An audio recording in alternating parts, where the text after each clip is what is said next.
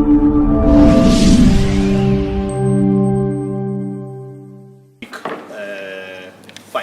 6. We've started week 6. Giving me a very strong team that is prepared to work, and we promise you that we are going to the river resorts. Used and the NYS on what exactly is supposed to be achieved. And this is actually as we had projected, and we have successfully done very well. That improved in this, we have tried to summarize the diesel that we have used, because this is what is supporting because of the tippers that we had projected this, we had foreseen this, and therefore this, we had expected to work within the 84 kilometers. They were actually declining to come.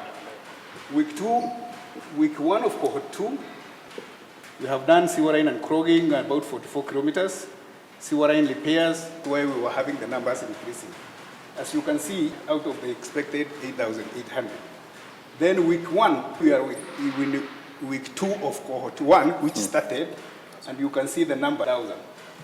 Then there was amendment of communication because we had to sell out what we are doing. So we spent some money. They also needed some tools, the rigs, balance, and all that. That's okay. They went for us free. They don't charge. But anytime there are some small... you have to repair. Is a summary of what we expect. There's the trunk sewer, the works that will be done. So the capital city of Kenya.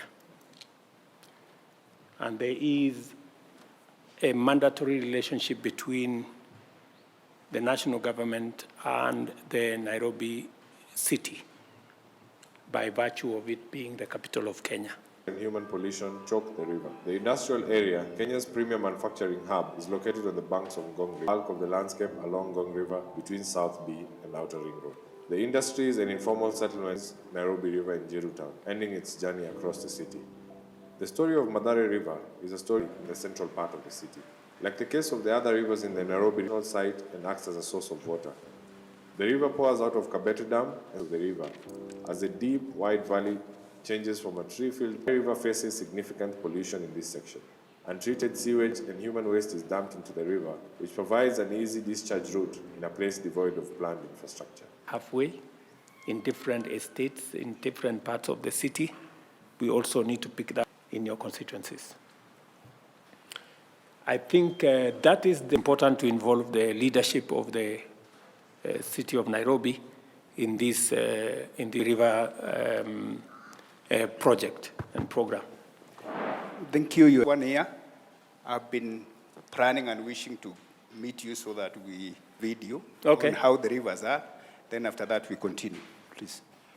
Highland forests and wetlands that give rise to a multitude of rivers and streams. Of these rivers that flow and the environmental challenges they face.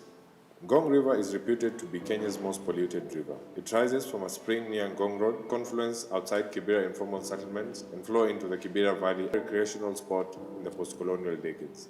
Ngong River flows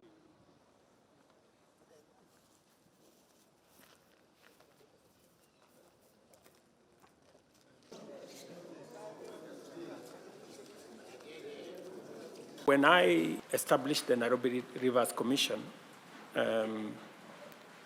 the intention was to see how we can clear the, garbage and clean the Nairobi River in a very sustainable way. I know several attempts have been made before. Michuki tried and did a good job, but we dropped the ball after Michuki. So this time round, we want to do Nairobi River Commission in a different way. We want to clean the Nairobi River in a different way, in what other cities around the world have done. We need the buy-in of the leadership of Nairobi for us to implement that program appropriately, so that all of us can contribute ideas on how we can do this. We can do this better in a way that resonates with the resident of this city. The most important aspect of this is actually the sewer. We need to contain the sewer that currently is going to the Nairobi River. And it's going to be a trunk of 54 kilometers of sewer that we are going to construct to make sure that all the sewer that is now going into the river, we put it in the sewer line and deliver it in the right place. And then, of course, we are going to do other infrastructure. We are going to widen the river to between 20 and 30 meters in different parts. We're going to put infrastructure around it, non-motorable transport infrastructure around it, and also do some linear markets, along that, so that we can make it better.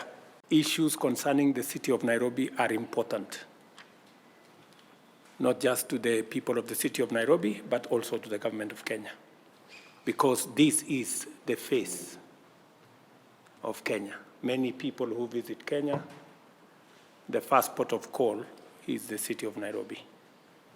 And therefore, it is important for us to project the image of the country positively, and that starts with the image of the city of Nairobi. I have had a conversation with the county government of Nairobi. We've had one previous meeting before. We are yet to have another follow-up meeting to synchronize what the national government and the county government are doing in matters infrastructure and all other related social services for the city of Nairobi.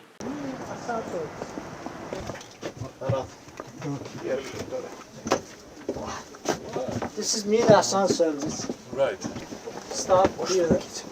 And I can get ID card, passport, registration. Yeah. That is for the signature. Yeah, for the signature. Electronic signature. Close it and take. Wow. So somebody in the rural area doesn't need to come here. No. He wait for the bus. We- This is fantastic.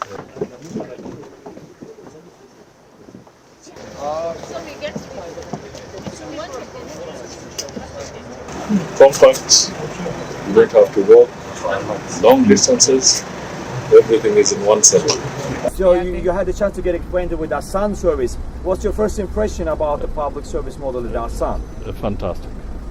It's very good, compact, you don't have to walk long distances, everything is in one center.